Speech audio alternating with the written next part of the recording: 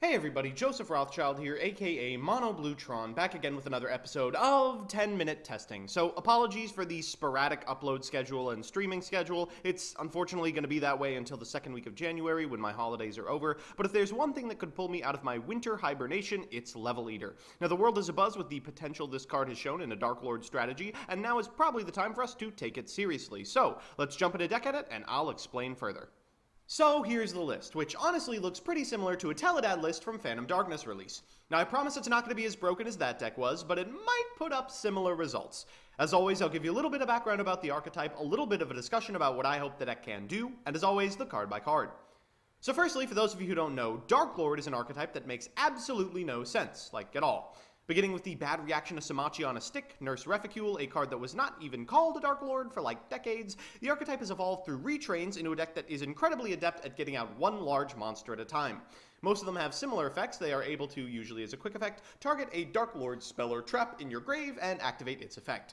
Their tribal spells and traps are awesome, too. They search tribally, reborn from grave, take control of your opponent's monsters, and while some require massive costs in order to activate, when their effect is activated by the effect of a Darklord monster, you're not actually even interacting with the cost portion of the card at all. Unfortunately, the archetype was never all the way there. Making one mediocre monster is not nearly enough to win games, just ask Magibullet, and while Monarch versions with Adia, Adios, and Vanity's Fiend, and Rank 8 builds with Hope Harbinger saw a medium amount of success in early ABC format, the archetype really never got all the way off the ground. Enter Level Eater. Now this card has always been broken as repeatable synchro fodder, but since Master Rule 4, it kinda lost some of its luster. After the release of Link Haribo, however, one Level Eater can single-handedly work all the way up to the extra Link, active firewalls, Trigates, and whatever else you could want, provided of course they have a large enough monster to level eat. Darklord's ability to summon one or two big monsters, usually levels 8 and 10, gives your Level Eater about 14 activations if you're using your firewalls cleverly.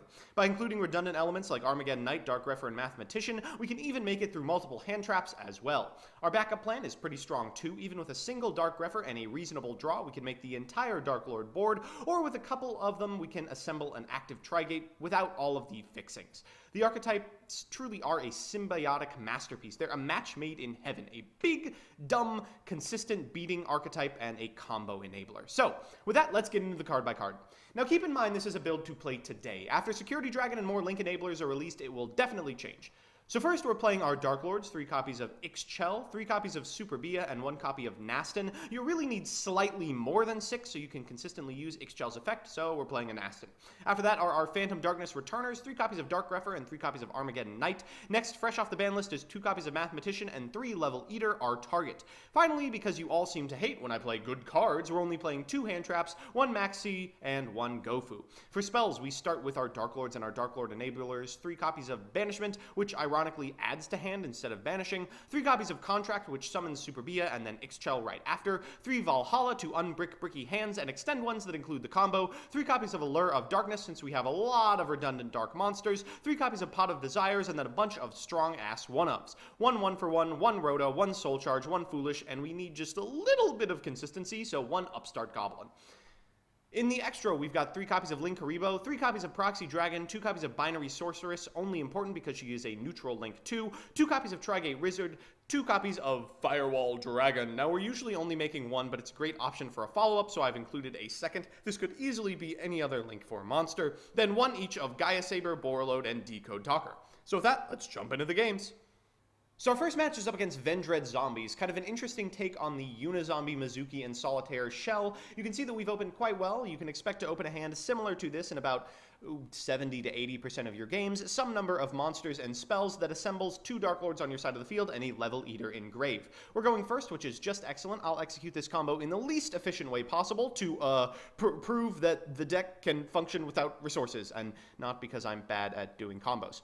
We'll start by special summoning this Dark Refer by sending this copy of Ixchel to Graveyard. Afterwards, we will use Rhoda to get another Dark Refer to activate its effect, sending a Super Bia to Graveyard, using Armageddon Knight's effect to send a Level Eater, getting the Contract off of Banishment, going into Binary Sorceress, getting a Super Bia and an Ixchel from grave. Now, it's important that you use this Ixchel to get a card back to your hand. We're going to get back the Contract because basically it is a 1-card backup plan. I mean, it just gets back so much. 2 giant monsters and Ixchel's effect means that you're getting so many things to your hand.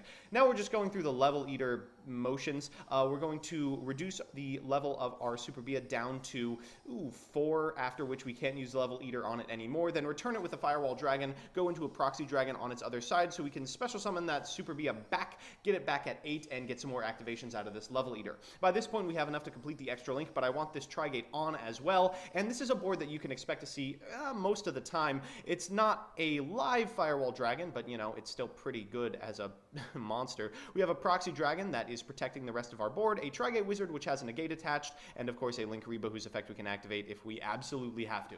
Our opponent is going to start by using Foolish Burial, and I think I have to negate this pre-prep just because +1s are so good. Our opponent unfortunately has the materials to use Revenge Red Origin, will reduce its attack to 0. They now unfortunately can use their extra monster zone, so they'll go into a Unizombie, and oh boy, here comes the Black Rose Dragon.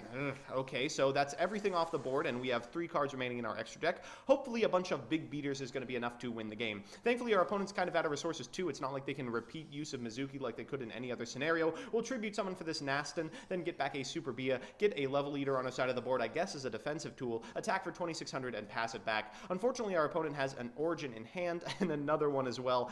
Seems kind of bricky in any deck, but Revenge Reds, while they don't have the materials to get over our Super Bia, they can prevent destruction of their own copy of Revenge Red Slayer for about 1,000 years. We draw into a Pot of Desires, which is excellent. We go into another Super Bia by Tribute Summon, and then we will attack for 500 over, 500 over, 200 over, and thank God it's finally gone. Unfortunately, our opponent finds materials for the last Origin in their hand. They'll get back a Slayer, and now, of course, they can attack over on Nastin by banishing the Slayer in Graveyard. Unfortunately for them, that is absolutely all she wrote. Don't really have anything left in the deck that they could use effectively. We'll attack over for 200, they'll banish the Origin. We'll attack over for 200, they'll die, and then we'll attack for 600 with our Level Eater beatdown. Our opponent draws into an Allure, finds the Earth-type Mizuki, and concedes.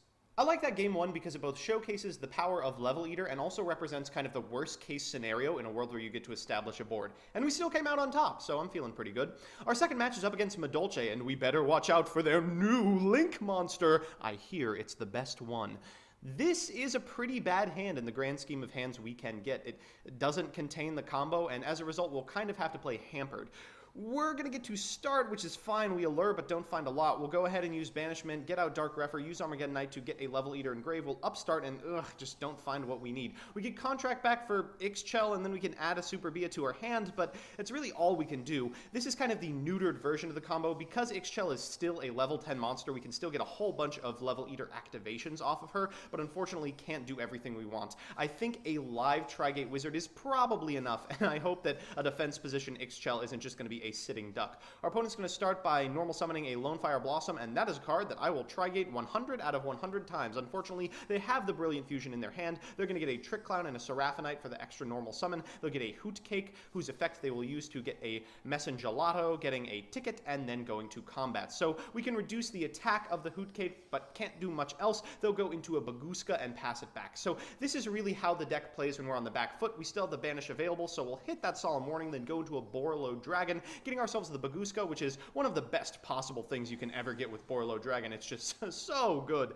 We'll attack for a fair amount of damage and then pass it back. So things are still looking quite good despite opening kind of mediocre. They're going to set a Battle Trap, but of course not very good against a Trigate Wizard that is on. So we'll go ahead and before we do anything else, try and hit that set card with our Trigate Wizard. We'll use this 1-for-1 to go into a Level Eater, then normal summon a Super Bia, reduce its level a couple of times, and then go into a Proxy Dragon. Afterwards, we will do the same thing once more because it still has levels to eat. Now our Trigate is on, and we will banish that copy of Storming Mirror Force and get attacking. We do 1,000 to the Performage Trick Clown. We attack it with a Proxy Dragon and then get in for 22 and 14 for lethal. So pretty inspiring that even opening the mediocre version of our combo, we can still beat the second most popular deck at Worlds 2015. Our third and final match is up against Spiral, and we're going first, which is not surprising anymore, since Spiral apparently wants to go second these days. You can see they've opened one of the many tools that allows them to do so, but Evenly Matched is not very good against an active Trigate, and we've opened one of our many hands that allows us to do everything we want. We'll normal summon Armageddon Knight, sending a copy of Level Eater, then we'll send Ixchel and Super Bia to Graveyard to draw 2 cards, which don't really matter, one of which is a Pot of Desires, which gets us a bunch of stuff that we don't need, and then of course we will use Level Eater to decrease the level of our Super Bia until we can't anymore, making as many Link monsters as we can in the process. We're going to go into Gaia Saber first so that we can prevent our opponent from accessing any extra monster zones. Then, once we can no longer use Super Bia, we will start reducing the level of our Ixchel, ending with a Firewall Dragon so that we can return our Super Bia and, decrease its level some more, I expect. Ugh, God, this is just the most boring thing that you can do in modern Yu-Gi-Oh! But it's so powerful. We'll get a Tri-Gate Wizard. We really want to be able to stop this evenly match that I know my opponent probably has. We have a Binary Sorceress, a Proxy Dragon, an on Tri-Gate Wizard, and a Linkuriboh as always. Our opponent's going to start by activating evenly match, and of course we'll negate that. They will then use the effect of Spiral Super Agent, calling monster cards, which does hit but doesn't destroy anything, setting 3 and passing. Now I expect one of those set cards is going to be, I don't know, Scapegoat. I'm going to try and bait something first by summoning Mathematician, a card we don't really need. We get the Solemn Warning, which is pretty excellent. We're going to go ahead and banish this copy of Spiral Super Agent. I think it's a little more important than hitting what I expect as a Scapegoat, but our opponent has nothing and we win. So we're back with the deck, and holy guacamole, we beat something good. This is quite frightening. Now let me reiterate that this deck can be built today. Like, there's no shortage of powerful Link spam decks, looking at you, Grinder Golem, but they all rely on Konami TCG taking no action as new cards are released. Now that's something that's not guaranteed. Remember, Konami TCG preemptively banned stuff like Neptune in the past. We're not waiting on any individual piece of this. We are literally one updated Linkuriboh in the database from seeing this everywhere. Now, I'd like to stress that this is only going to get better with time if there's no action. Once Security Dragon and Skull Debt come out, our setup becomes easier, the deck can drop all sorts of redundancy, so it can play more disruptive tools, and I think an all-in version like this one is certainly very good, but obviously if you've got money, things like hand traps, maybe one copy of the Darklord trap, and the deck looks a lot more like Spiral does right now. It becomes a very powerful Link spam deck that can still do well if it's disrupted several times in one turn. Now, I'm going to explore some other Level Eater spam decks in the coming episodes, but I think it's pretty safe to say that this might be a problem.